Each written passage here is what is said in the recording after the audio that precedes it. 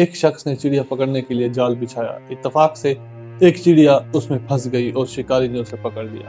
چڑیا نے اسے کہا، اے انسان، تم نے کئی ہرن، بکرے اور مرغ وغیرہ کھائے ہیں، ان چیزوں کے مقابلے میں میری کیا حقیقت ہے؟ ذرا سا گوشت میرے جسم میں ہے، اس سے تمہارا کیا بنے گا؟ تمہارا تو پیٹ بھی نہیں بھرے گا۔ لیکن اگر تم مجھے آزاد کر دو تو میں تمہیں بڑی ہی کام آنے والی نصیحتیں کروں گی، جن پر عمل کرنا تمہارے لیے بہت مفید ثابت ہوگا۔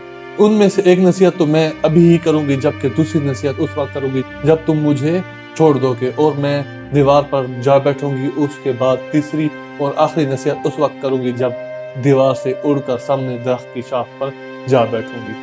اس شخص کے دل میں تجسس پیدا ہوا کہ نہ جانے چڑیا کیا فائدہ مند نصیحتیں کرے گی۔ اس نے چڑیا کی بات مانتے ہوئے اس سے پوچھا، تم مجھے پہلی نصیحت کرو، پھر میں تمہیں چھوڑ دوں گا۔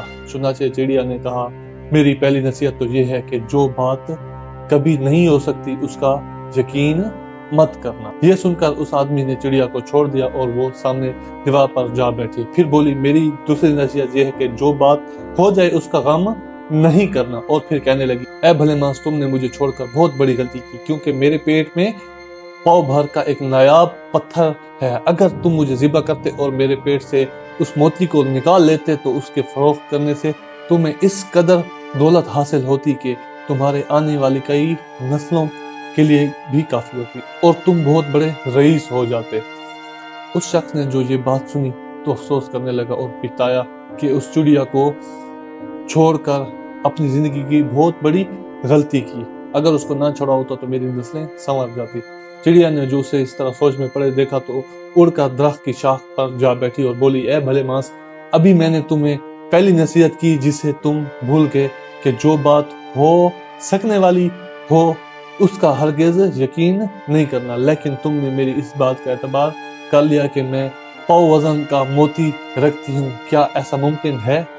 میں نے تمہیں دوسری نصیحت یہ کی کہ جو بات ہو جائے اس کا غم نہ کرنا، مگر تم نے دوسری نصیحت کا بھی کوئی اثر نہ لیا اور غم و افسوس میں مبتلا ہو گئے کہ خامخواہ مجھے جانے دیا۔ تمہیں کوئی بھی نصیحت کرنا بالکل بیکار ہے۔ تم نے میری پہلی دو نصیحتوں پر کب عمل کیا جو تیسری پر کرو گے؟